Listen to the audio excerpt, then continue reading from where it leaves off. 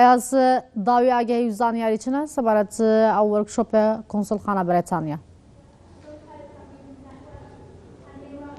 بله که جنس بده باش نهادا اف کنفرانس ورکشوپ یعنی دست بکریه کو آماده بونا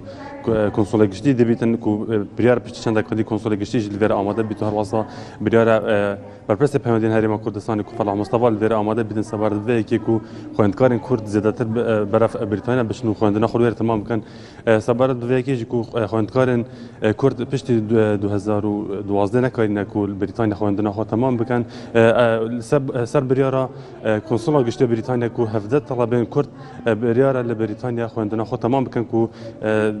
سال 2016 2017 دا یا خواندن هفده طلبین کرد لویر ده خواندنا خود تمام بکن و سر است العراق 26 قطابی دخوینن کو نه قطابی لبغدا و سرتاسری باجار کن دنیا العراق و هفده طلبه بر پریما کردستان کردن سبارت به خواندنا بریتانیا که چه از دا قطابی دنهاد گرمه دا کو خواندن لبریتانیا خوانده که قربینا قربیت راس لاوله بتنو باسی خواندنی بریتانیا بکید بكرة كم بيوستا؟ بالتأكيد طبعا وكو يمرو برستان ليرن يمرو روجي خو أماندا كردنا كاو حفة لبيك لكردستان درتون بو زمالي تشيفنين لا چند ڕۆژی ئایندەدا دەگەنە بەریتانیا طبعا شتێکی زۆ دڵخۆشکەرە کە ئەم ساڵ حەڤە خوێندکار هەیە حەڤە قوتابی هەیە ئەڕوا بۆ بەریتانیا من خۆم دەرچووی هەمان زەمانم ساڵی 2009 لە ساڵی 2009 تەنها 3 کەس بووینە هەرێمی کوردستانە ئێستا ماشەڵڵا پارسیانزە بوو ئیمساڵەوە بۆ بە حەڤە وردە شتەکە زیاتر گەورابێ خۆت ئاماژە بکرد شتێکی دڵخۆشکەرە کە زۆرترین تەڵەبەکە حەڤدەنە قەت نەبووە ئەوەنە تەڵەبەی کورد بشنە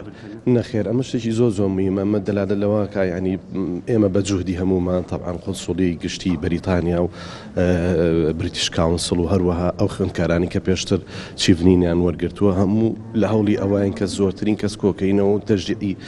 خوێندکارەکانمان بکەین کچ و کوڕەکان کە بچن خوێنن زۆر شتێکی گرنگە تەجروبەیەکی زۆر تایبەتە تۆ کەسێکی تایبەتە بی لە بەریتانیا کە لە زانکۆکانی بەریتانیا خوێنی کە ئەشگەڕێیتەوە بۆ ئێرە ئەم عیلاقەیە هەرێمێنێ لەگەڵ حکوومەتی بەریتانیا و